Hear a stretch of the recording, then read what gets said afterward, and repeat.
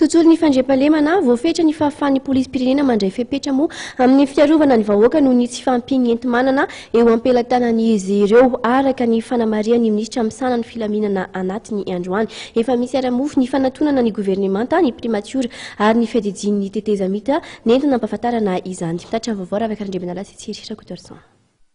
Ny aiky ny polisim-pirenena androany tamin'ny alalan'ny ministra misahana Filaminana anatiny ny contrôleur général de police Arsène Rakotondrazaka fa voafetra ny afahan'izy ireo mandray andraikitra amin'ny fitandrona Filaminana noho ny tsy fampian'ny enti-manana sy ny akeliny tetibola eto ministera miasa.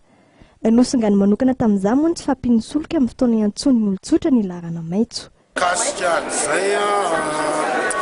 Voalohany tsy afenina fa tratran'ny teknistia dia hitanareo fa niena mihitsy ny crédit panjakana amin'ny polisim-pirenena nefa polisy nge tsy afaka anao ny asa tena ara-dalàna raha tsy misy ny fitaovana entina manatanteraka izany ka kasy amin'ireny hoe tsy fahampian'ny solika efa niresaka ihany zay amin'ny fanjakana mahefa zany fa tsy maintsy aminay olana kasy izay.